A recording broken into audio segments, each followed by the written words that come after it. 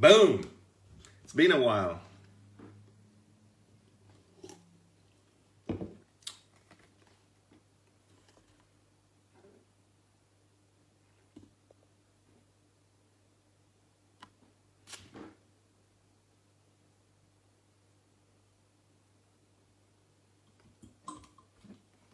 There we go. I thought it froze. Finally, something happened. Okay, I should probably plan what I'm going to say here. Or we'll wait for a few people. How's the sound? Can you hear me or what? What's happening? Can you people hear me? Torres, can you hear me? It would kind of suck to do a Facebook Live and then no one hears anything. I guess you'll let me know.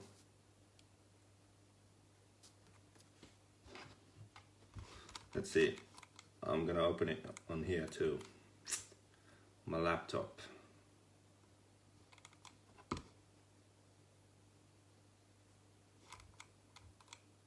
See the comments over here. Video about growing up by a man who races toy cars. Exactly. Exactly. Lance McDonald. Hey, Lancelot, I thought you quit RC. What's happening? Still following the Facebook Lives. Keith, I'm sorry, but I'm a bit late, yes. So what's the magic number? Should we go for 100? Can we get 100 people on here? You know what to do. You need to spam some people. I think we should be able to get 100. Maybe we start at 100, and in the meantime, I can plan what the hell I'm going to say right now. 100 good? 107, says Nuna. Okay. Nuna, 107 people. That's what we need. So you need to, you know, what time is it in America right now? It's daytime, right? You know, Captain Club Race is out at Thunder Alley. It's 20 past 1 in the afternoon. Come on. He's going to be at Thunder Alley. So just spam Captain Club Race. Spam his boss. You know, get the word out. Get the word out.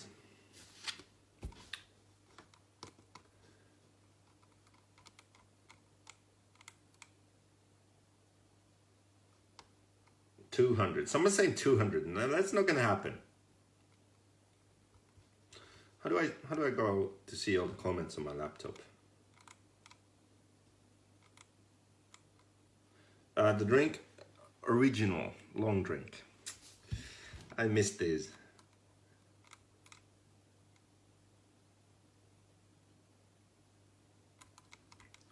Can't seem to get this to work. Why? There we go.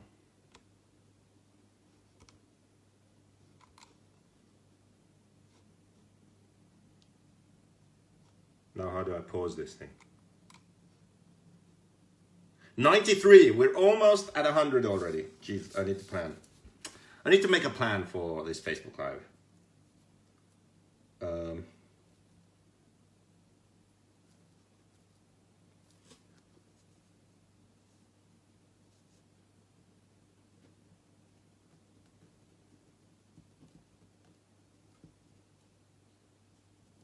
In the meantime, you should all go and watch the video I just posted. So on my Facebook timeline, there's that trailer video I edited of Jeremy Moser and what's his face, Jeff Keaton. So watch that. It's a very short video, but it kind of relates to what I'm going to talk about. So you should watch that.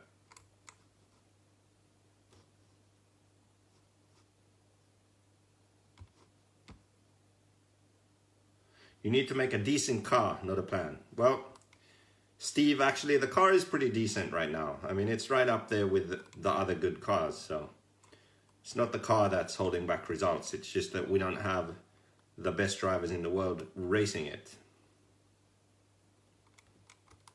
If you knew what some of the best drivers in the world have said about the car, then you'd be surprised.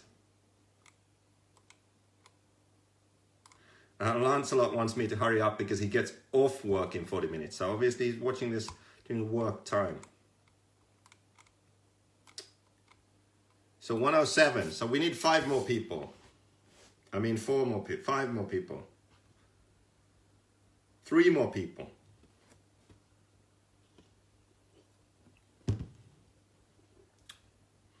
Steve was joking, he has one. There we go. So 2 more. 2 more and then we go. There we go. 107. Okay. So, it's still going up. That's nice to see. It's been a while.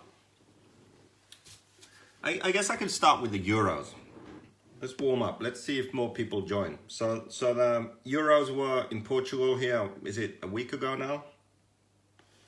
And me and Max, we drove down. We took the trusty van and we drove all the way to Portugal. So on the way we stopped at Crazy Nuno in Denmark. We raced at their, practiced and met some JQ racers in Denmark on their indoor track. So they have a Neo buggy in Denmark. And that was pretty fun. Then after that, we drove to Medjugorje, the Medjugorje family in the south of France. We practiced there for a couple of days on their track, their home track. After that, we went to La Nucia, near the Neo track in Spain, actually. Practiced there for a few days. Then we drove to Madrid, to the Buggyland track. Broke in engines, broke in the race cars, practiced there for a few days. And then finally drove to the Euros. And then my Euros didn't really go too well, to be honest. I didn't really have the best race. The track was kind of tricky. So every time you went on the track, it was different. It started off really high bite. Then the second day it got dusty and started to be slippery. And then it got super bumpy. Then they fixed the bumps and then it was different again. And then the traction level was high in the morning and then loose in the afternoon. Then it got bumpy again. Then they fixed it again. So like every single time you hit the track, it was different. And when the track is like that, I really struggle because I need consistency. Or at least I need to kind of know what to expect. Otherwise, I can't do well. And this Euros track was a nightmare for me. Then, to top that off, after qualifying, they fixed the track again, and then it didn't really break up. So for the finals, it was smooth, but it wasn't really high bite either. It was like a medium traction, I would say, and it stayed smooth. So I don't know. It seemed like I didn't really have any big problems. It was just that my tire choice setup, like everything except one of the qualifying rounds seemed to be off. So I was never really comfortable. On the other hand, Max did really well. Max had his best result at the Euros ever. So he made the semi-final. And he had some issues in the semi with the engine tuning and he wasn't happy with that. And then he was in the LCQ, but starting pretty much at the back and didn't have a chance to make the main. But his quarterfinal was good. He bumped. The quarterfinal was a super close race with Pelle Kumse and Joona Haatanen. And Max bumped in 3rd place and then Pelle beat Joona on the last lap for the 4th place. So the quarterfinal was really good and he was under pressure, didn't make mistakes and made the semi. And then first semi-final for him. So good job, Max. And what else? What else about the Euros? So I think actually one reason for the kind of strange results, if you look at the results, then there were drivers like David Ronefalk who struggled. And Robert Batje, normally super fast in mains. Even if he isn't quite there in qualifying, by the time the mains come around, then he'll be a threat for the win. And you could say that there were some drivers who you expect to do well normally, who didn't, and then others who maybe don't normally do so well, who did really well.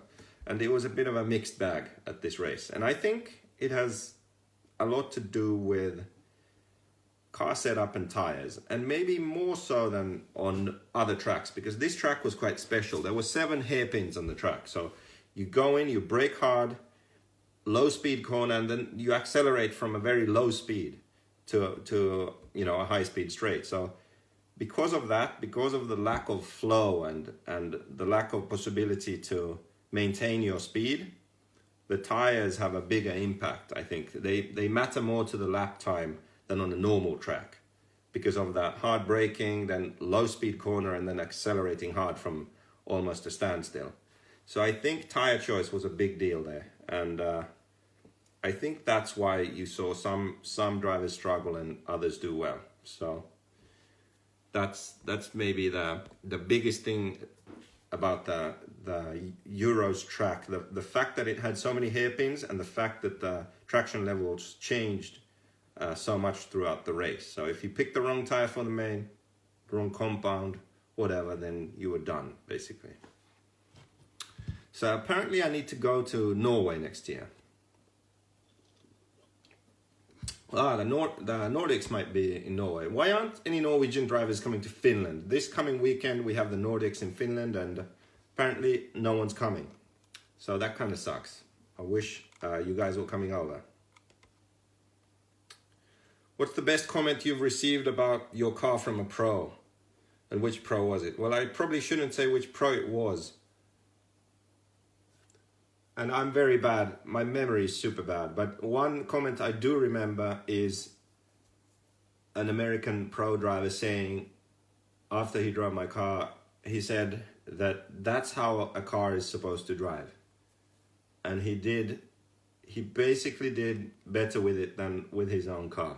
So I can't tell you who that was, but that was a pretty good comment, I guess.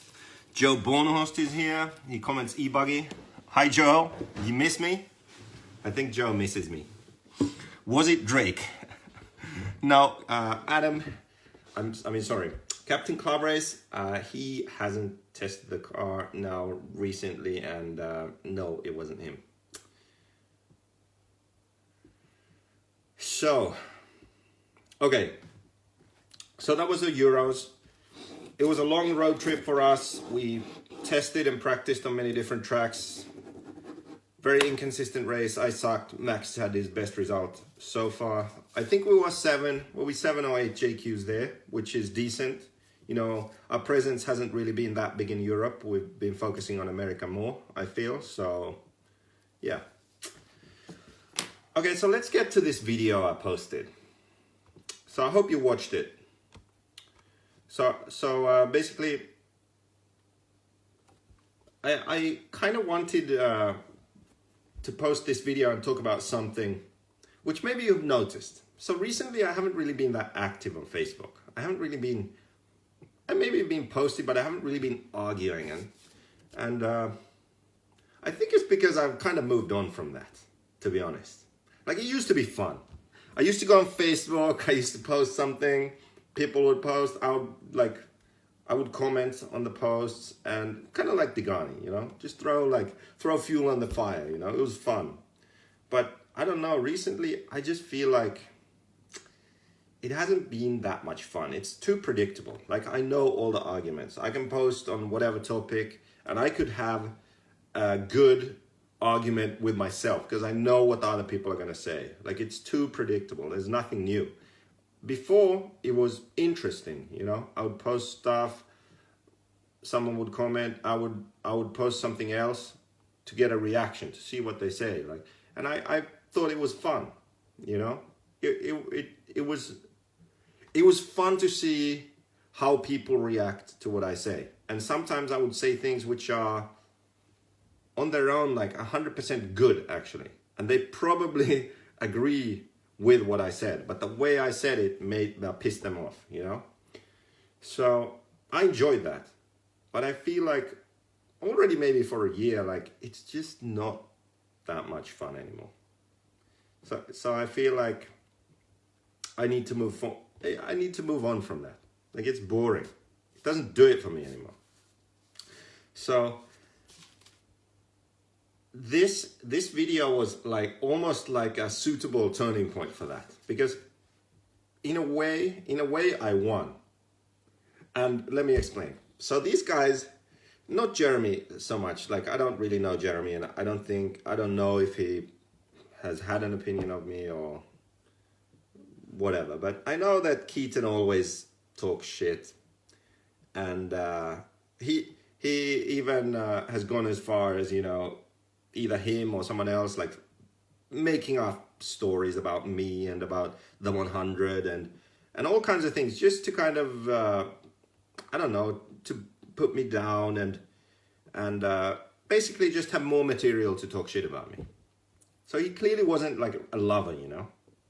So to have this guy here have to admit that I'm a really smart guy and I know what I'm doing, and then have Jeremy say like, oh yeah, the manual's really good, it's really funny, like, and he wants to make a setup guide. The current setup guide is very good and it helps people regardless of brand. And basically they're saying all kinds of positive things about what I do. Okay?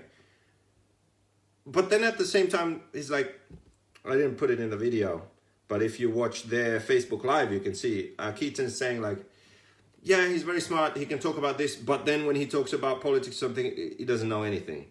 Well, that's not how it works, unfortunately. And this is why I used this video, because even Keaton had to admit that I know what I'm talking about. I'm not a complete idiot. I do a good job, right? And that was it for me. I'm like, okay, I kind of won, you know? The maximum hater on Facebook just admitted that I know what I'm doing, right? Extremely intelligent. What was he saying, Moser, there? I just felt like this was such a good video to use, you know?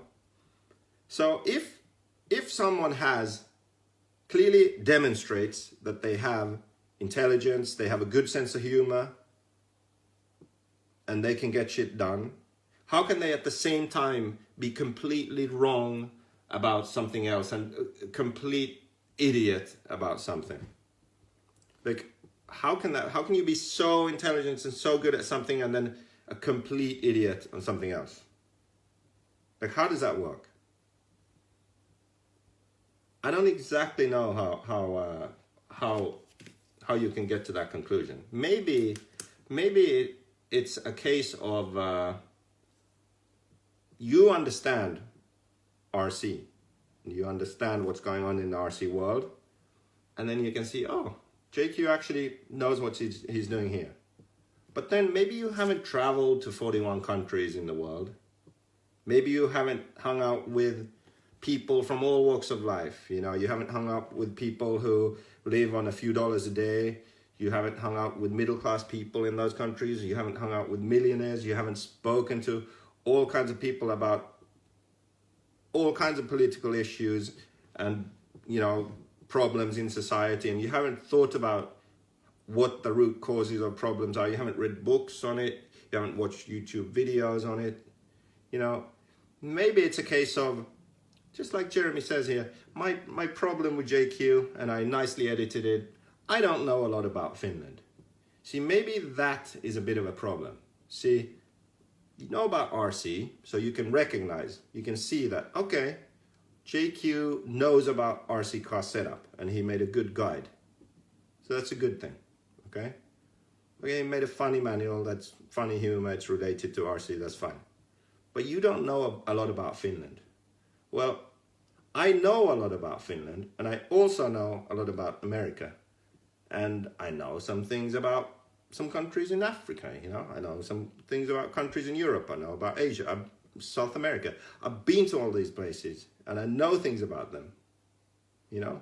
So I just feel like that moment in this video was so good, like, brilliant on RC. We know about RC, we recognize that JQ's brilliant on RC.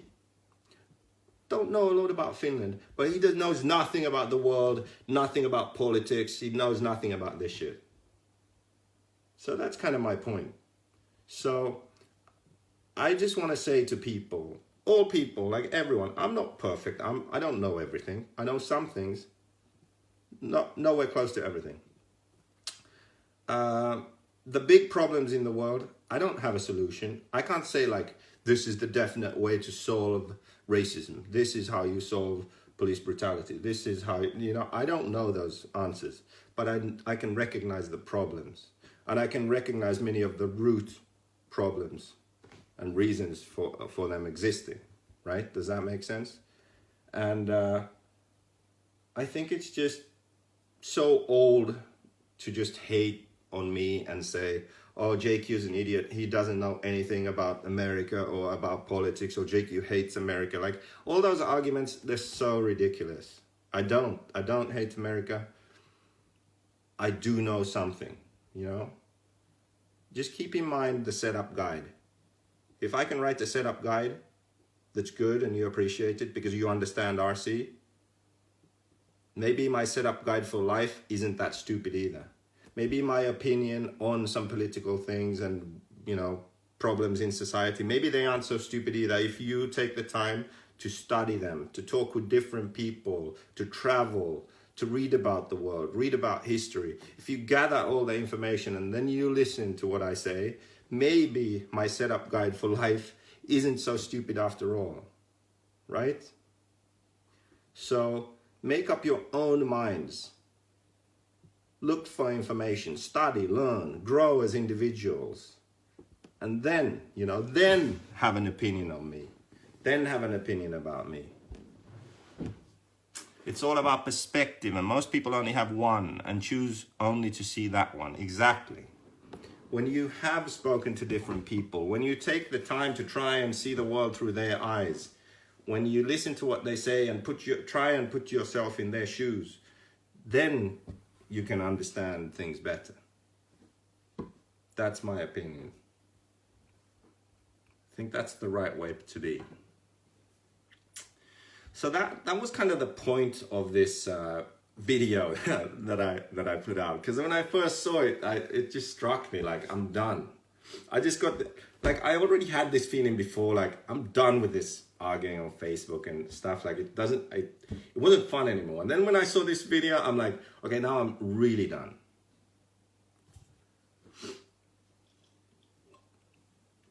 Because I just felt like it was just such a clear indication. Like, great setup guide. Good job on that. I don't know much about Finland, but you don't know anything about the world or America or anything. Brilliant, brilliant. So yeah, that's my short rant on that. And moving on from that, it's kind of part and parcel of it. So growing up, I just said Facebook arguing, I kind of past that point now. Well, maybe that's also because I'm becoming older. I don't know. Growing up, maybe. Or maybe it's just that it ran its course.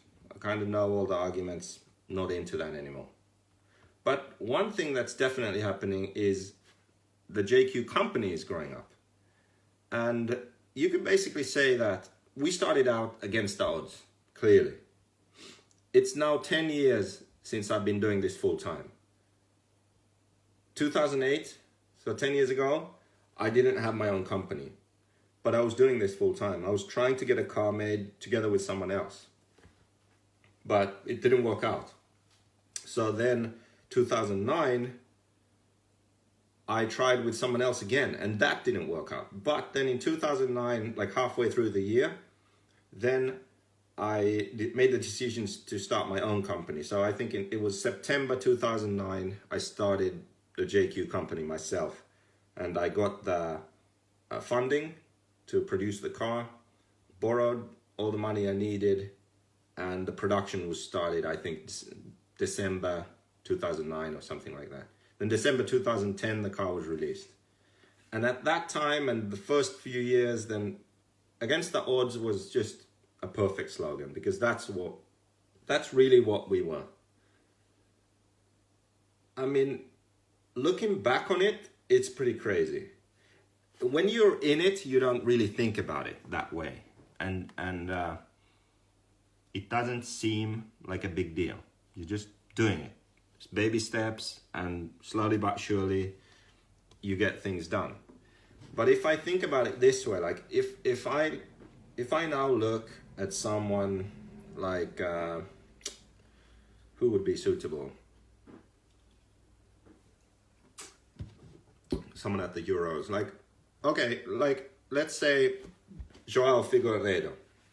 Okay, not picking on the guy, but, you know, he's made some Euros, A-mains, he's been fast at some races. That's kind of what I did back in the day too. So made Euros mains, was fast at some races. Imagine he just designs and produces a car and releases it. To me, that's like a crazy thought. Like, fuck, that's crazy. But when I did it, I didn't see it that way. I was just like, it just happened, kind of. Because when you're in it, you don't see it the same way. But when I think of it that way, that someone else were to do it, then I would be like, wow, that's crazy. That's a big risk. It's probably not going to work. And that's why I think against the odds was a really good slogan, because we truly were against the odds. But now it's 10 years down the road. Like, we've been doing this now for 10 years. People have come and gone. Companies have come and gone. We've had good years. We've had bad years. But all the time, the car has improved. The results, they steadily improved. Now they've kind of been the same, but definitely the result that has changed the most is what people think about the car when they get it. So now when people buy the car, yes, the problems we have are still mainly like, okay, so there's a part missing in a kit, or there's a faulty part in the kit, or that didn't fit right. Like, these sorts of quality issues, all brands have them. I feel like we have them too much still. We shouldn't. After 10 years, we shouldn't have these quality issues. But the good thing is, when they build it, go on the track, they're happy. The car is very stable and easy to drive. People like it. It has good grip. It turns enough. Doesn't want to flip over. Jumps well. It's an easy car to drive. And you drive the same setup everywhere. And that's what we've been developing over the years. I feel like the only reason we aren't winning the big races is because we don't have the money to pay for the best drivers. The drivers who win the races are paid drivers, and we don't have that kind of money. Maybe we would, like I've been saying, we're trying to sign someone for next year. Yes, next year. So up until this point, we haven't been able to do it. But when we do it, we want the right guy. We aren't just going to pay anyone. We want the right guy, and that's hard to find. And that's hard to do, but we're trying for next year. So, having said that, I feel like maybe against the odds is not going to be our best slogan anymore. Because I feel like we beat the odds. Like, if you make it 10 years in something, then you kind of beat the odds. If you started and you were against the odds, and 10 years later you're still here, then you beat the odds.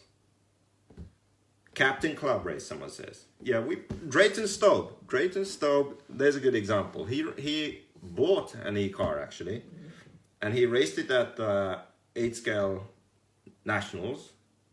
What did he get? 13th overall, I think. I mean, racing the big boys with a car he never raced before. He should have broken it in somewhere and run it first, but hey, imagine if he had some time to prepare. Joe says, I have the feeling pro RC races will be a thing of the past in 5 years. Their salaries will not equal sales. Well, I don't think the salaries equal sales now either, at least not for a racing brand. I mean, if you're like Team Associated and you sell all kinds of crap, then yes, you can have a budget for a driver. But if you're just a racing brand, it's really tough. So, what was I saying? So, yeah, so I think we beat the odds because we've been here 10 years. Next year, we've been here 10 years. And 2020, we've been selling cars for 10 years. So, we really need to come up with a new slogan, I think, for next year. And if we think about it, one thing that that I feel like the JQ brand does is it provides opportunities. So first of all, we made it possible JQ product became JQ Racing, and it made it possible for me to have this job. So I had a hobby, racing RC cars, and then JQ Racing made it possible for me to turn my hobby into a job, full-time job.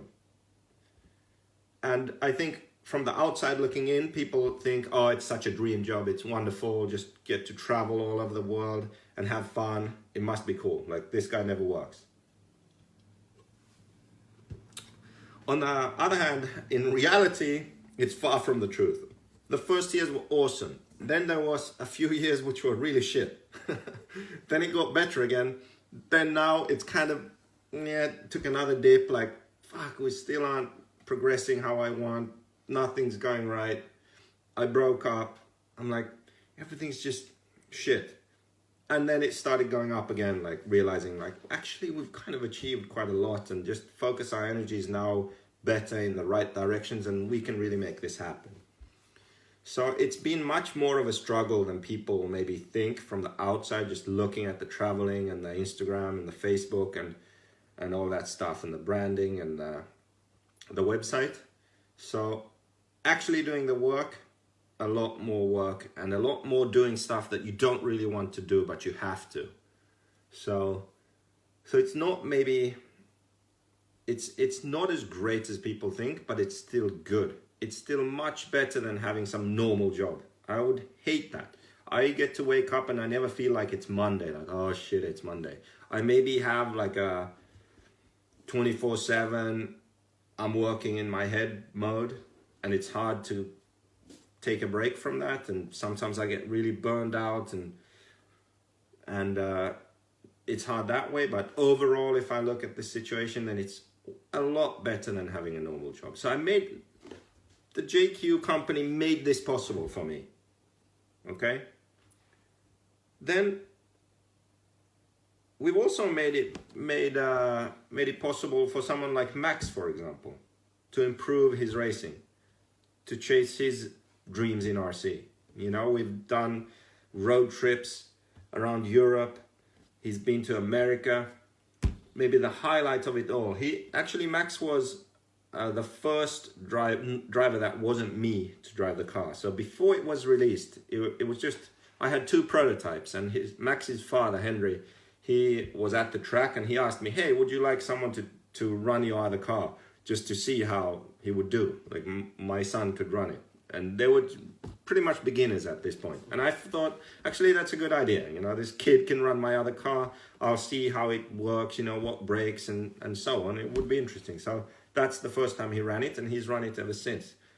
So from that point, from him just being a beginner at the local track in Finland, we made it possible for him to go to America, to the biggest race, and win the open class against established American drivers who race on a weekly or at least monthly schedule, you know, on American tracks, on, you know, with American jumps and American watering schedules and race schedules and all that. That was all new for him. And he went there and he won the open class. Now, I don't know, like that to me felt as good as anything I have achieved in my racing. Because I could only imagine how that would feel if I got to do that. And JQ Racing made that possible for him. And there are other people too. So Medjobi used to race the JQ. Hadn't been to America. We got him over to America. Went there to practice. Bradley Baird, same thing. We were in America practicing. I feel like maybe the biggest example of this is JQ Threads. Actually, I can show you. JQ Threads isn't yet released. I mean, it's been a while. It's been a while. But, I mean, we got some... how do I turn it around? We got clothes in. Still have one shelf to put up here. It's going to go there. So JQ Threads is maybe the biggest example of this. This came kind of after the Against the Odds era, this JQ Threads thing. JQ Threads is all about making things possible and providing opportunities. So you see all these wristbands I have here? We got a lot of wristbands here, okay? We got, I think this is 800 wristbands here.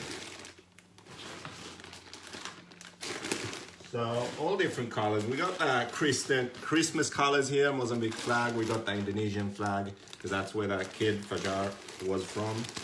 We got blue and yellow ones, like Team Sweden over here. You know, we have a ton of wristbands. And you think, like, what the hell is going on with these wristbands? Well, the thing is that we went to a race in South Africa. And then after the race, I was invited by one of my friends to Mozambique. So I went there to Mozambique. We stayed there for a week or so. He has a house there.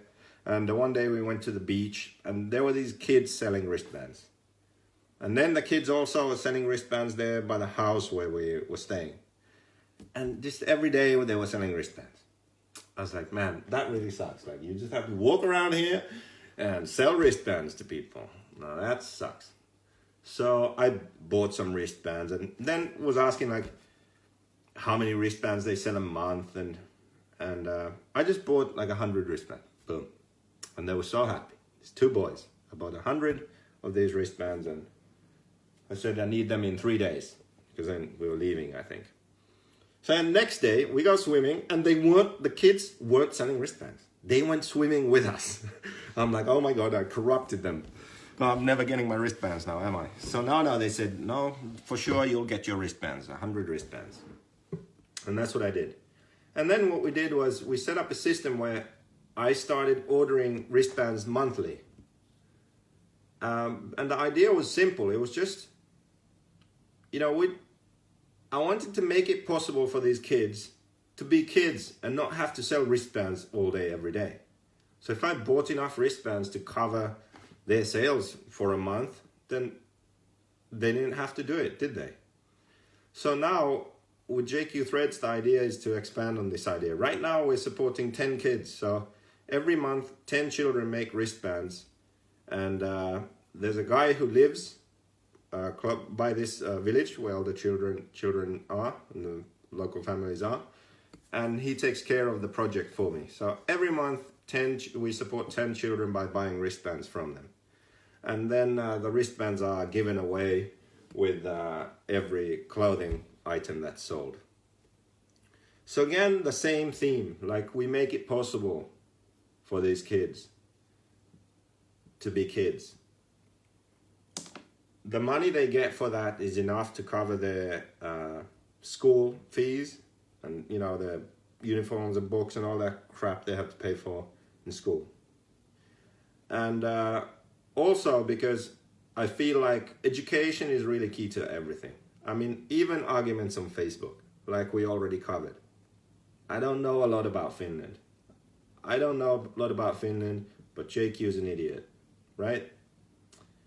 Well, maybe if you knew more about Finland and you knew more about the world, your opinion might be a bit different. It might be not so, how can I say, not so negative towards me. Now, the same is true for, I think, every problem in the world. And I think education is key to that. And that's why with JQ Threads, we want to support children and education. That's why we've built one roof so far on the school that these same children go to, because it flew off in a cyclone. So there are 3 buildings there, and we put a roof on one so far. And once we start actually selling clothes and making some money, then we can pay for the other 2.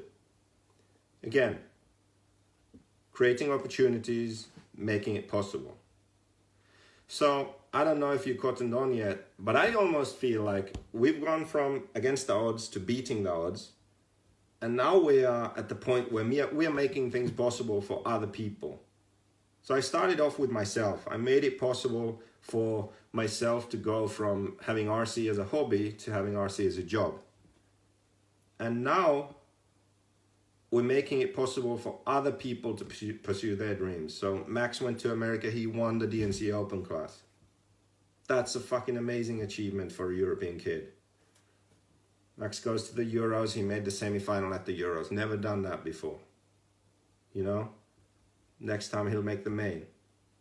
You know, one day he'll win one of these big races. There are other people that we support too. JQ Threads, whole different level. The goals are completely different. And I think JQ Threads is what's going to be the big company, what's going to be kind of my, like the, what I'll be most proud of in 10 or 20 years. So I think we need to change some things here. We aren't against the odds anymore. We beat the odds. Now we're making things possible. Yeah. That's kind of my, I don't know if you'd call that a rant. I just had that on my heart. I had to share that with you. Had to share that with you. Okay. There's one thing I want to add. One thing I want to add. Gary, JQ Threads finally close to represent the incel community.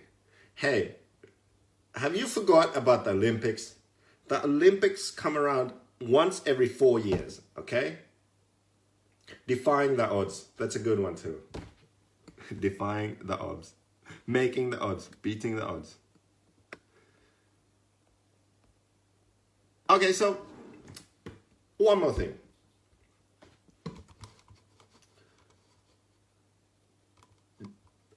Two more things. Do I have regrets? Anything in the past? Not really.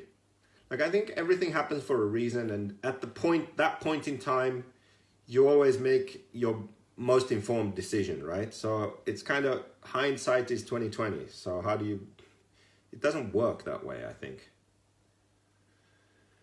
So regrets, not really. Maybe the only regret would be that sometimes it's hard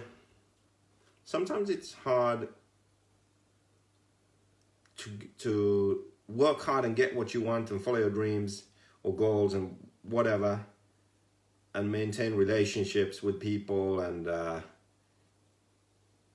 not kind of be stressed out and just blow a gasket at times. And maybe my only regret would be Ilias, my first employee. Like, losing a friend like Ilias, that's kind of a regret, because that's, yes, we are both to blame, but maybe I am more to blame for that.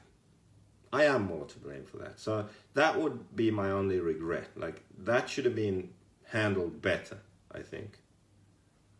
But as for like company stuff, like bad decisions or losing money or this or that, like, not really. Like, there's been some issues.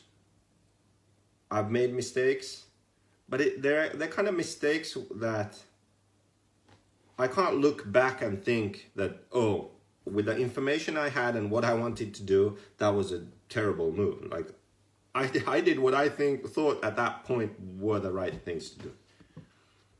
So, yeah, that's what I wanted to say about that. But the second part of that is, what I'm actually happy about and proud of is that these 10 years, I did them on my terms. Like, I didn't really back down. So many people were like, listen, you should do this, or you have to do that, or you can't do this, you can't speak, you can't say what your opinion is, like, you can't share your opinions, you shouldn't do this. I'm like, that's the whole fucking problem in the world, isn't it? People are one way, people have an opinion, right? This is wrong and this is right. Then they're in a position where they can make money or they have influence, or they run a company or whatever, and they're like, no, well, I need to be neutral now. I need to please everyone. I need to maximize my income. So this thing that was right, I'm not gonna, I'm just gonna kind of not talk about that, even though I know it's right. Or that thing that's wrong, I'm just gonna disregard that for now, because otherwise I'll lose money. Like, for me, that was never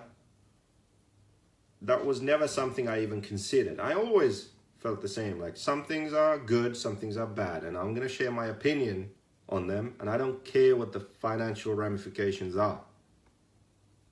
So I've said before, and I'll say again, like, if you're a racist, if you're a bigot, I don't want your money. Really. Like, if you really are racist, don't buy my car. Like, really, seriously. Those are the kind of things that people are always not, like, dishonest about. You can have opinions on some things and stick to them by principle, and you'll lose some money because of it. But at least you're being honest, right? So that's maybe a really clear example, but there are many things like that. And I feel like that's something that I'm happy about, that I didn't need to compromise on things that I cared about or I thought were important. So, have I made mistakes? Yes. Am I right about everything? No. I've done some stupid shit. I've said some stupid shit. I've learned from that. But like the main things which I think are right, I've stuck to them, and I've always said that I think this is right. The main things that I think are wrong, I've stuck to them. I've always said these things are wrong. And it doesn't matter who the person is. It doesn't matter how much I stand to lose. I've always done that. And that's maybe the main thing that I'm happy about, that I proved to myself that it's possible. Because in the beginning, everyone, even my parents, they were like, you can't say these things. You can't have, like, you need to be more, what's the word? Like, you need to be more agreeable. And I'm like, no, this is wrong. Or no, this is right. So I was very clear in some things. Like, I do this, I don't do that. And that's not how the world works. The world is like, you turn a blind eye to that, and you kind of do, I just don't like that. So the fact that I kind of was able to prove to myself that you don't have to do it that way. You can have your own opinion. You can believe in things, and you don't need to compromise to be successful. If you call this success, if 10 years I've played around with RC cars and made a living, if that's success, then yeah, it's possible. And I've set myself up to where I'm launching a clothing brand JQ Threads. As I said, I'm involved in RCGP, which will be the first real, like, worldwide series for 8-scale off-road nitro racing. There's a lot going on right now. The JQ Black Edition car is really good, and working on updates for that. Had some success with that. The World Series, the clothing brand, like, there's a lot going on right now. And the fact that I was able to do all that on my own terms, that's something I'm happy about. So, let's see. I missed some comments here. You regret turning off Ben's radio. Well, not really. I really don't give a shit about that. It happened. I really don't care. If anything, it gave us a shit ton of publicity.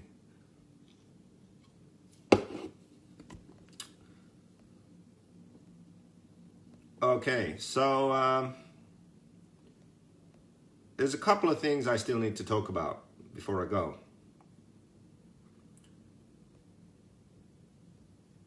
How many times did sales go up after a controversial post? The biggest the biggest sales spike was actually after turning off Ben's radio. So it's not, so Kanan was like, you regret it. No, I don't. But it's not because of sales went up. It's just like it happened, you know? So it's not a big deal.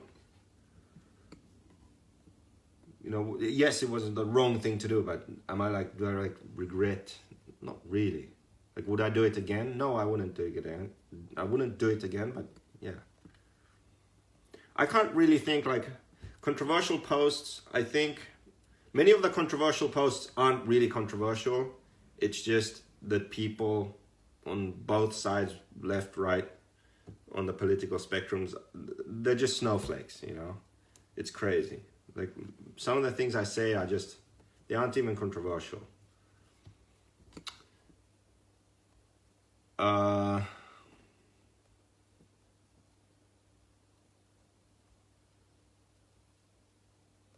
Also, RCGP will be the shit if it all goes properly. Yes, I agree. I mean, actually, it's funny. So we released like who was behind RCGP. So okay, let's be honest. It started from my idea. Like, I got all the people together, but it's not my thing. Like, it's not a JQ series. It's a lot of people working together. But I kind of put in the effort to get everyone to agree to do it. So I thought it was funny that we were thinking that when people know that I have something to do with it, they will be like, oh, fuck JQ, we're not going to do it. There was only one brand that actually acted like that. Like, all the other brands are interested, yeah, maybe behind my back to other people, they talk shit. Sure, that's fine, but they're still interested and want to do it. Only one brand was like, nah, we heard it's you, so, you know, we're not interested. But that I thought was funny too. Like, and it really, people are so short-sighted. What does it matter who's behind it? If RCGP really helps to elevate RC racing and change RC racing for the better, then what does it matter? Everyone should join. All the brands should join and benefit from it and make more money and make RC racing great again. You know? Oh, that's funny.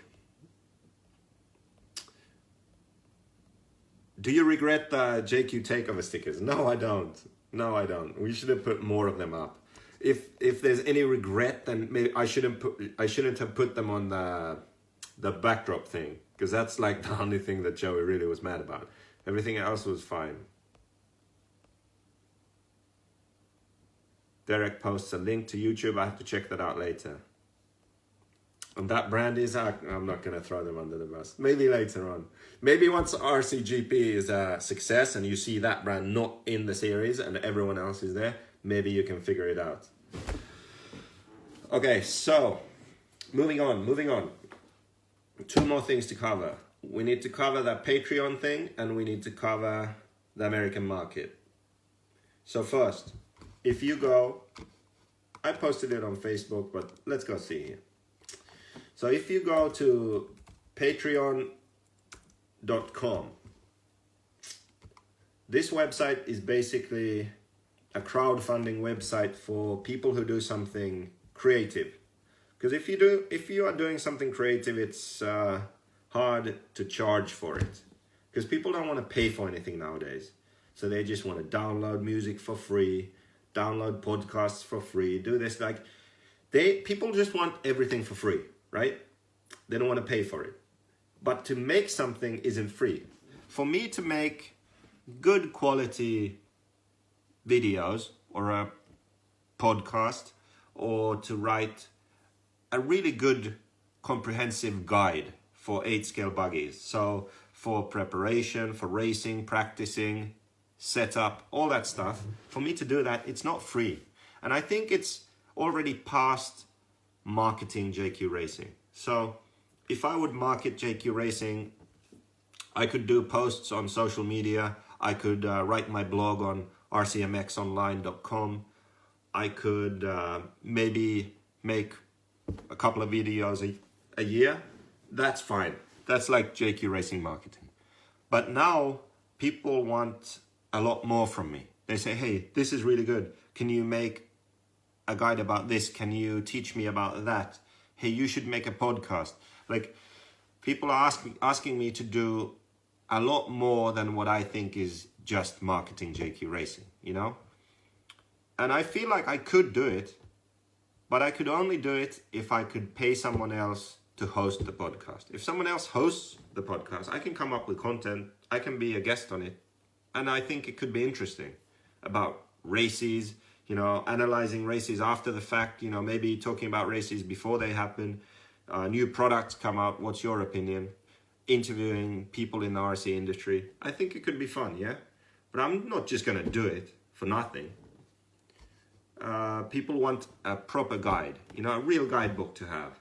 They want an app on the phone so they can check, hey, my car is doing this, what do I do? And then they get like really specific advice, good advice. So I'm at this track right now, I'm running this car, like what should I? And they can just look up setups right there for the car they're running, at the track they're running. Like, people want those things, but they aren't free, you know?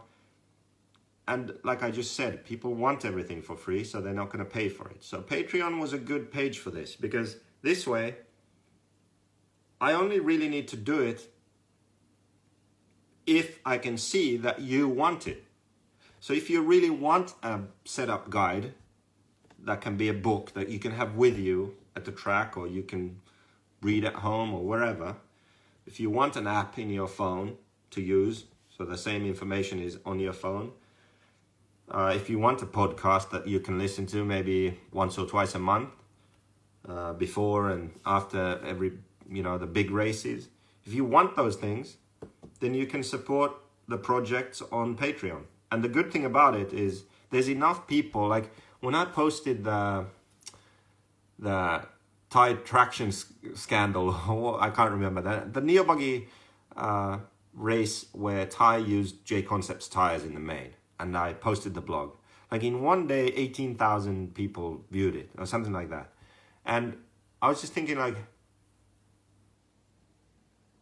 that's just one post in one day. So it's not the same people reading it 10 times, you know? It's individual people.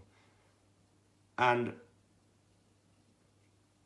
that's a lot of people, if you think about it, who were interested in that post. I can't remember anymore what I averaged, but it was easily like 5,000 to 8,000 views, like relatively quickly. So we're really talking about like at $1 a month. If enough people care and they just pay $1 a month or $5 a month, then I can make enough money on Patreon where I can pay someone to host a podcast. I can pay someone to make good videos showing you what the different setup changes do on the car. Like I did the anti-squat one. So how the car reacts with anti-squat. More anti-squat, less anti-squat. Well, I can do that for different setup options. I can actually make a setup app. You know, those aren't free. So someone was commenting like, oh yeah, you should get a real job or something, like begging for money on Patreon. Like, that's not what this is. This is, I already have a real job, you know? I have a company that pays me, and this is how I make a living. But you're asking me to do stuff more than the normal marketing JQ Racing. And this is a way to do it. So if there's enough support on Patreon, then you are going to get all these things. You're going to get the setup guide book. You're going to get the app. You're going to get a podcast. You're going to get a lot more value because I feel like it's relatively easy for me to provide as long as I don't have to do all of it. If I just have to write some stuff, if I have to think up a video concept and I can go and film it one day and someone else edits it and puts it online, then I can do it. But if I have to do everything, it's not possible. So yeah, if you're interested in this kind of stuff, then go on patreon.com, search for THEQuagraine, just like my blog used to be, THEQuagraine. And there you can support the projects. So any amount you want, and you get charged on the 1st of every month. So it could just be $1 a month. Everyone in RC has $1 a month. If you want content, do that. So that's why we're doing the Patreon thing, and that's the thinking behind it.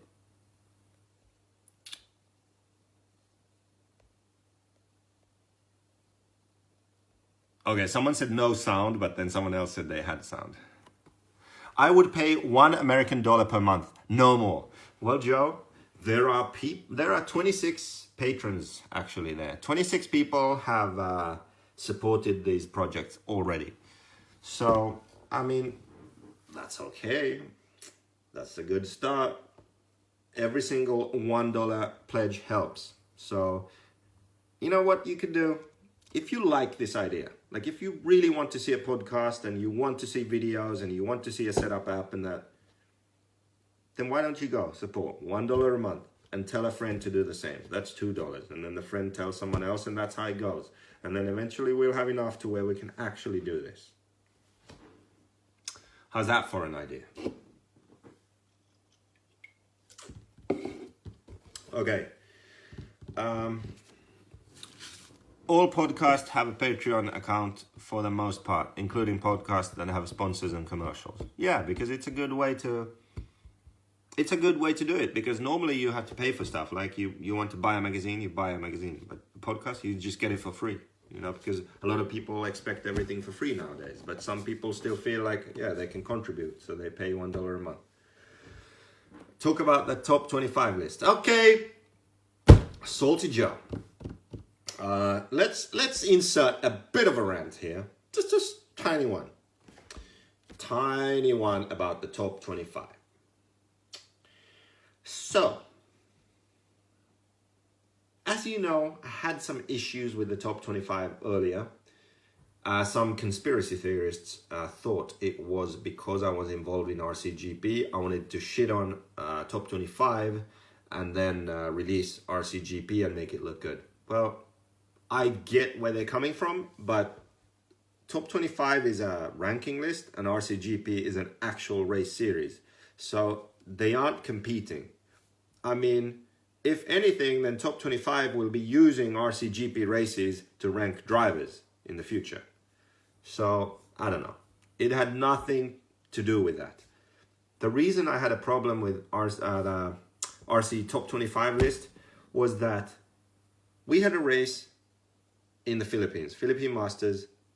There was Ongaro, Ronefalk, McBride, Stringer, Robert, who else? Wataru. I was there. There were a bunch of fast drivers on the list too, but it didn't count. Then there are some questionable American races with there's like Mayfield, Bloomfield, Ogden, Lutz, Bornhorst, whatever. You know, something like this, like a similar field.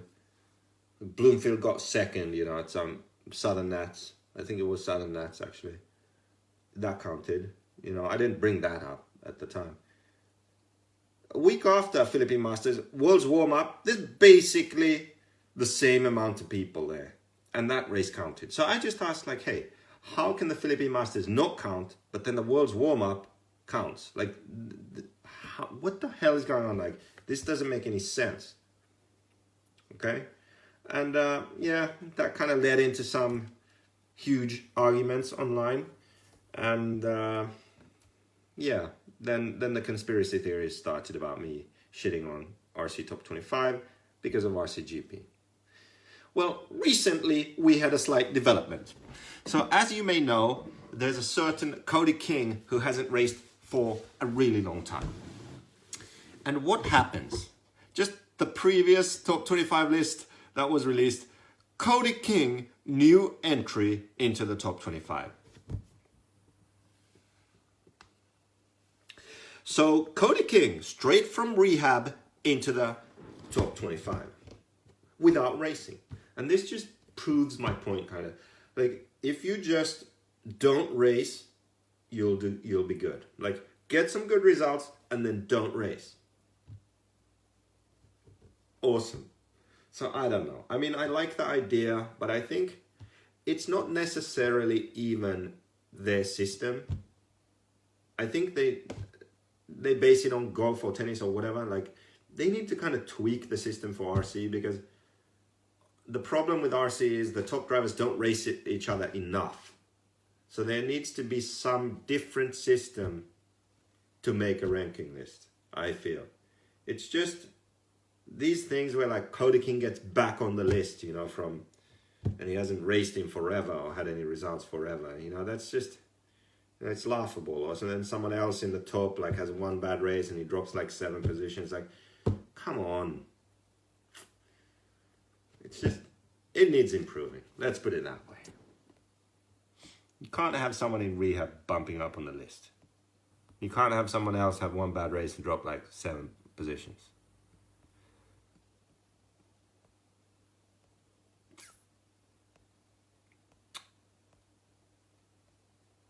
Yeah, there we go. Someone put the Patreon link up there. Thanks. I think we're going to have some fun when you come to Florida. I don't know what that means exactly, but hopefully that's good. Dave Wentz, why isn't JQ on the list? I used to be on the list, but actually I did the Euros. That one counted, but I sucked there. I did DNC, but I was DQ'd, so I didn't get any points there. I don't think I've done any other races on that list. Well, Philippine Masters didn't count. Yeah. Durango plan update. Any movement on when you're revealing the plan of action? I'm still collecting Durangos. I got one recently too, I think. I think so. I have a few in America and a few in Europe. And we have some good ideas. So I don't know when we're going to be able to do this. But I got the man for the job now to film the videos.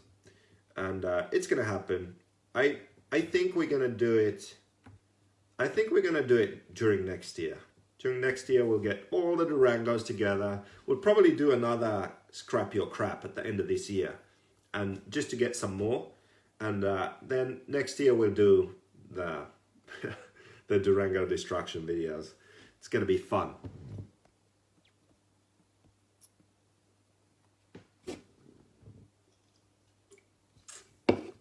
Okay, so that's the Patreon thing.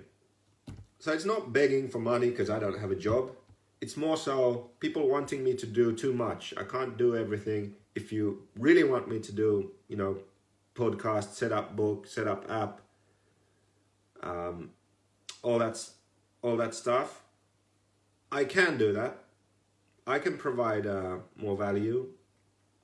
But I need to pay people to edit videos. I need to pay people to run a podcast. I need to pay people to do a lot of stuff. And then I contribute to that. So if you want that, then support on Patreon.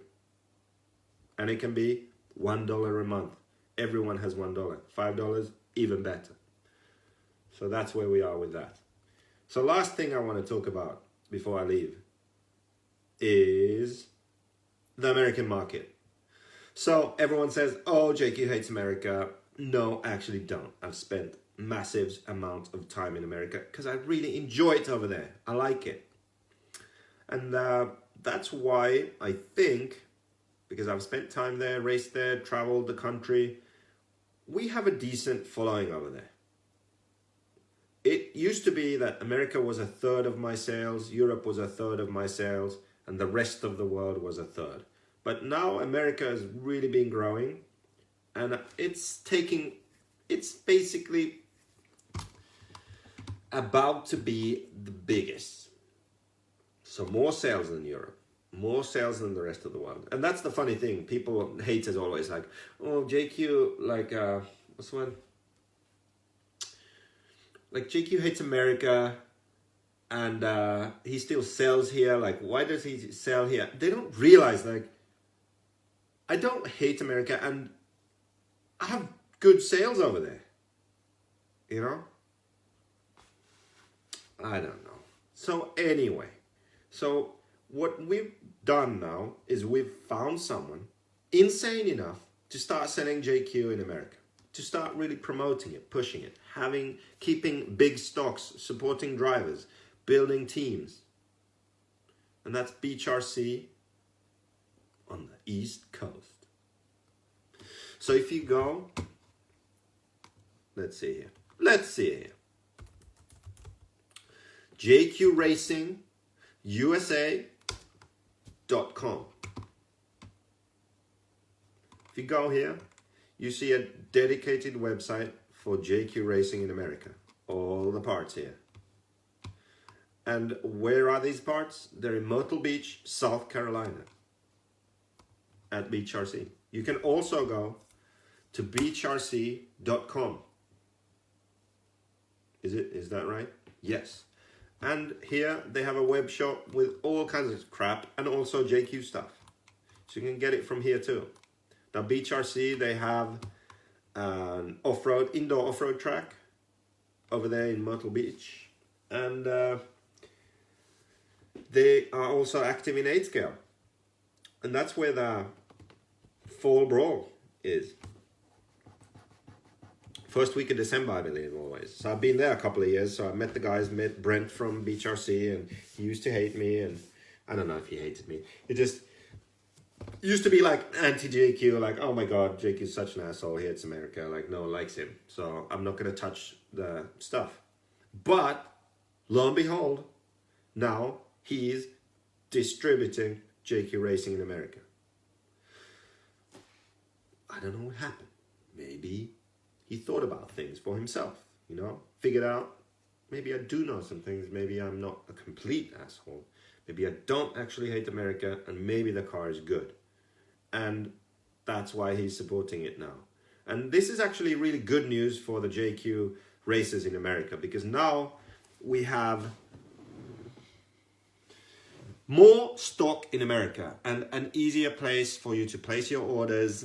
Payments are super easy and they ship quickly, and you can buy other stuff too because they carry all kinds of crap. So it's just an all-around good thing for people running JQ Racing in America. So,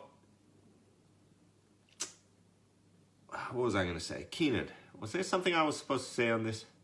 You're still an asshole, don't worry. Okay, so I'm still an asshole, but regardless of that fact, maybe because of Keenan somehow managing to get some kind of, you know, maybe some material on Brent that he can use to blackmail him. I don't know. Whatever he did, it worked, and Beach RC is now selling JQ Racing, and they have a massive stocks there. And it's looking good for us for 2019. USA Tour. Oh yeah. So anyway, with this newfound partnership with Beach RC, looks like we're gonna have to go over there. So next month, Keenan and I are gonna fly over. We're gonna go. We're gonna do a race at Mills Pond, I think. Is that the first weekend of September? Then the week after that, we drive up to Beach RC, visit them, make sure they have everything in stock. They're taking care of customers. We have a bit of a RC clinic there, I think. Then we drive to the Southern Nats. Maybe there's some other stop on the way, I can't remember. Keenan knows. We do the Southern Nats, where I'm also racing the truggy class, because my associated truck is in the van. And then after Southern Nats, we go to Border Wars. Was that El Paso, I think? And then California, and that's it. Oh, Mississippi Flowwood. We're going there also at some point. So we're doing a bit of a US tour here in September. So things are looking good in America at the moment. So we've got an American company established on the East Coast, pushing JQ Racing, keeping stuff in stock, supporting drivers, and we'll be doing a 3-week US tour with Keenan. And a couple of clinics thrown in, 3 races in 3 weekends. Oh, we're also going to Indy RC. Good one, Keenan. We're going to Texas Indy RC. We're going on their show, On the Tone podcast, or what is it? Facebook Live? I don't know what the hell it is. On the Tone anyway. I think we've got to be like in-studio guests or something. Apparently we're doing a clinic at Indy RC. I didn't know that. But yeah, looks like we are. The second week in September, we're going to Beach RC. So first weekend in September, we are doing a race in Florida, and then the days after that we go. So yeah, that kind of covers it. I feel like I said everything I had to say. So I'm done with Facebook arguing. I'll still be on Facebook. Not because I want to, but because I kind of have to. I do a lot of business there, so I have to be there. I'll still post controversial shit. I'll just not comment. I'm done. I'm really done. Like from Monday onwards, no more arguments. I'm done. I'll post shit when I feel like it. That's about it. I'll answer setup questions and do that. Not very much action otherwise. You hinted in the past. What's that for? Oh, top driver signing. Okay, so update on the top driver signing. It was early on in the year, I was looking really good. Like I was really confident that we could get a really top driver. Now it's the chances are, I would say, very slim. To pay that kind of money for a driver that they are asking for, it has to be someone who could win any race, and it has to be someone who you can kind of feel safe that, okay, this guy, we're gonna get sales. It can't be someone who maybe if he has a good day, like, no, it has to be one of the top guys, and it's hard to get them, so it's looking very unlikely now. There's still a possibility, but it's looking very unlikely. And if I don't get one of the very top, then I don't want to pay that kind of money. So then, I mean, we have good up-and-coming drivers, like not just Max, but Drayton Stobe. He bought the JQ cars and it is running them, and you know, kids like that. Maybe we decide, okay, we put some money aside and support kids like that, and you know, help them along the way of becoming top drivers. So that's the situation with the top racer. And also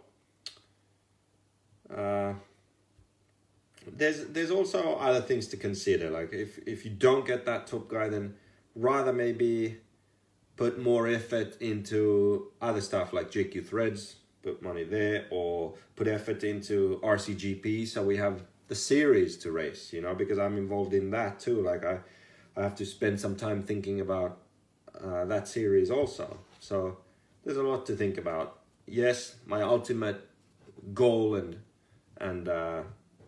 dream is to have the best team that can win any race. Kind of like Infinity now, if you look at the on-road side, where they just hired everyone basically and dominating in on-road. Teemu Leino just winning the European Championship in 10th scale on-road nitro. It's pretty impressive. First Euros win 2006, second Euros win 2018. 12 years between. That's crazy. I don't know if that's some sort of record or something, but yeah, Infinity is pretty awesome in on-road, and if I could do something like that on a smaller scale in 8 scale off-road one day, that would be cool. So that's what I'm shooting for. Truth be told, I enjoy your arguments from time to time, says John Carey. Yeah, I mean, they were fun, but it's just, I'm just over them now. I kind of know all the answers already. I still enjoy those topics, though. Like those same topics, I'll talk to people face to face, and the most rewarding is when I meet someone who is actually knows a thing or two about it and is like knowledgeable, but has a different opinion than me. That's fun. But on Facebook, that doesn't happen. So, yeah. Okay. That's it. I think now a couple of good questions. If there's any questions, I'll answer them. If not, then I'll go assemble that last shelf and put the clothing up, and yeah, then we'll be done. When are you coming out with a truggy? I do not know. Not anytime soon. Max is actually designing a truggy. You know, Max had his summer job here, and he's kind of designing truggy there on the side. GT8, yeah, not in a big enough class. I'll do a truggy before I do a GT8. Will we see a silly season prediction from you this year? Honestly, I know a few things, but I haven't really been in it as much. I don't know as much as I knew last year. Or was it 2 years ago? 2 years ago or last year? Yeah, like I sort of knew more and talk to more people. I haven't really been doing that now. So I know a few things, but nothing special. I did the one silly season blog. I think that might be it. Maybe if we get the podcast up and running, we can talk about silly season after it happens or as it's happening. Would you ever consider coming to Canada for Quebec Classic? Yeah, normally those Canadian races are just a bad time of the year. Like they always clash with something, or it's just not been a good scheduling situation. New spring developments? No, not at the moment. I mean, because yes, it kind of sucks to run other manufacturers' springs, but our gray springs are good when it's loose to medium and bumpy, and I mean, many tracks like Thunder Alley at night, or when it's watered, or Revelation, like those kind of tracks in America, they're really good. Then if you go to like, what is it, Fall Brawl or DNC, then you would run maybe a HB yellow instead. So it's kind of easy that way. So I don't know. We're not making springs right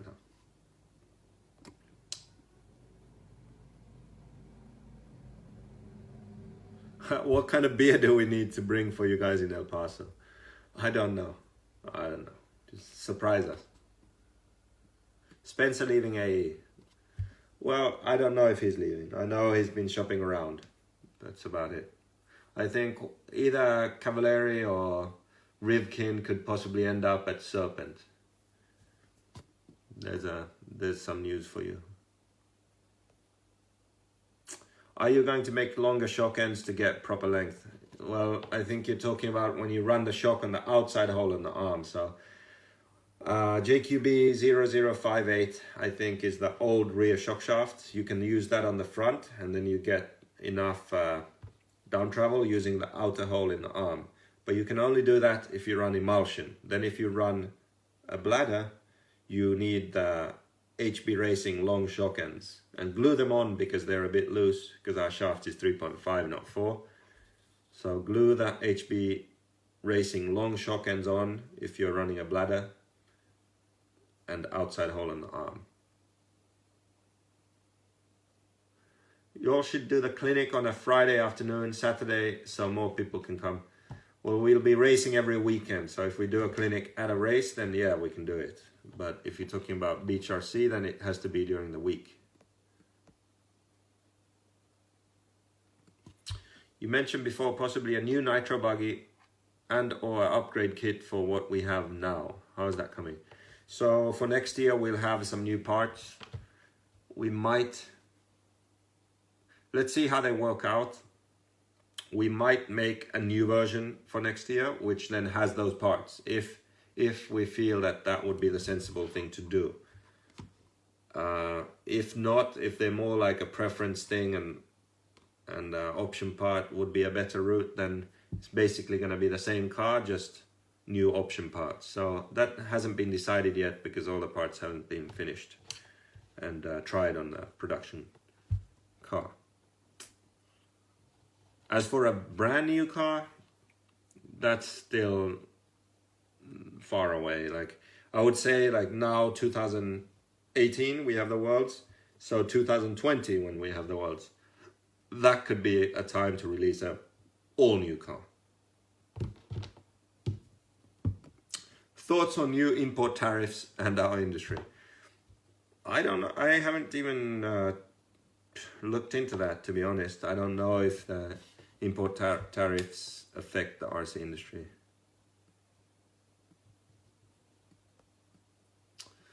Gary, about the springs, if you want to try something else, try those Mugen springs. I wrote about them somewhere, I think. Now I can't remember. Was it like a 9.25 front and I cut one coil off, or something like that, and a 10.5 rear or 10.25 rear? I can't remember anymore.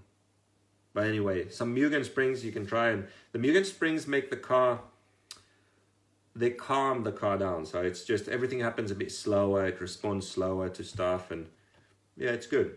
So low traction to medium, the stock grey springs. A higher grip, the JQ blacks or the HB yellows. And then if your car is nervous, than the Mugens.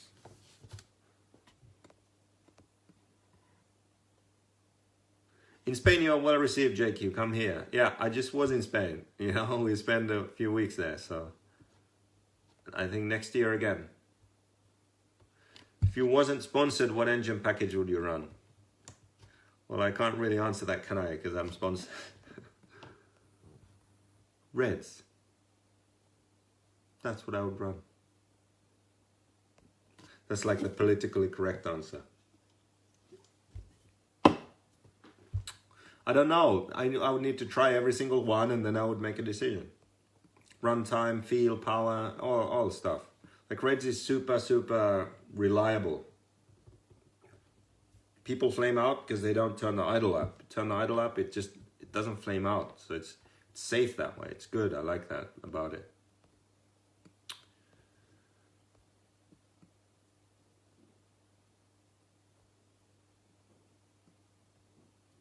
Gray getting a black style chassis anytime soon. Yeah, we're working on it. John Kerry needs a better Google translator. I'm trying to think what that was in English.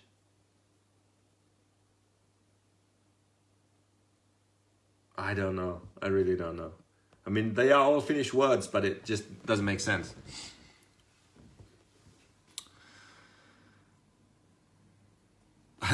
That one's good, Joe. So basically a direct translation from what you just wrote. Milloin aiot käydä vauhdilla toimistossa? It's like, when are you going to visit the office fast? That's the best way I can translate that. Oh, when are you going to visit Trump in office? Oh, when I'm invited, I'll go. I mean, football players didn't go, but I'll go. Okay, so I think we're done. Views are going down. I'm tired. We've been doing this for a long time. I covered what I wanted to cover. Actually, maybe even a bit better than I thought it would go, because my preparation was pretty shit. I wrote down a few words here, and that's it. I think I said them all. And yeah. Keenan is doing a sales pitch. Buy JQ, support the small guy. We are always looking for people who want to be a part of a team, not just a number. Yeah, Keenan is the guy who does that. I kind of suck socially. You know, I do Facebook Lives, but I'm sitting here alone talking to myself on the screen. You know, there's no, it's quiet, it's weird. So I don't know. We beat the odds. 10 years, we're still here, and big things are happening. Involved in RCGP, getting all the manufacturers to work together, getting drivers, the best drivers, to race each other more, working with race organizers to put on the best possible races we can, having a series of 4 to 6 races where all these manufacturers go together, where the media partners work together. We create the best content so far in RC, put it online, have a race series with points. The excitement grows throughout the year. What do we have then? If everyone's working together, it will be something bigger than what we have now. What can we do if we have that? We can go to an outside company and look at RCGP. It's the biggest World Series we have in RC racing. What would an outside company say? Who knows who that could be? Maybe Red Bull. Red Bull would be like, wow, that's cool. Look how fast those RC cars are. This video has viral potential. Yeah, we want to support this. Who knows? Anything's possible if people work together. If everyone does their own thing, oh, JQ does this, X-Ray does that, TLR does that, Savoia does that, Ronefalk does this, Mayfield does that. Everyone's separate. No one gives a shit. But if everyone works together, we can create something which actually matters. It's big enough to where an outside company can see the value in that. There's enough views on the videos and the pictures and the websites and everything to where someone actually would care. The videos are made well enough to where someone who hasn't seen RC gets excited. They see, wow, they actually race these cars. What are these cars about? Oh, they're actually technical. You can set up the cars. The professional drivers are over there. The teams look professional. I never knew RC racing was this cool. That's what could happen. That's what could happen if people work together instead of fucking arguing on Facebook about their petty differences, right? Anyway, that's what we're doing. Big things are happening. Building fucking roofs on schools in Mozambique and trying to create a World Series in RC. And running a car brand on the side. This is what I told manufacturers in. So I told manufacturers this. So I feel like if the manufacturers could just work together, we could do something. Now, I know there's been attempts to do this in the past, but it hasn't worked. So it takes someone like me, like everyone hates me. So can you guys just all work together, and together you can hate me, right? And then we can make something happen. So I'm bringing everyone together by they can together hate me, and then we can make this happen. And don't forget Patreon. Patreon.com/TheQuagraine. If you want a setup app, a setup book, setup videos, if you want a podcast talking about RC, talking about RCGP, about practicing, about setup, interviewing whoever you want, we call up people. If I can't talk to them, like Captain Club Race, maybe he doesn't want to talk to me, Keenan can do it. Someone else can do it. If you want all this added value, entertainment, educational content, support on Patreon. Even $1 a month would help. I can hire people to do these things. I can provide my input. We can make it happen. Okay? Is that enough? Are we done here? Jesus Christ.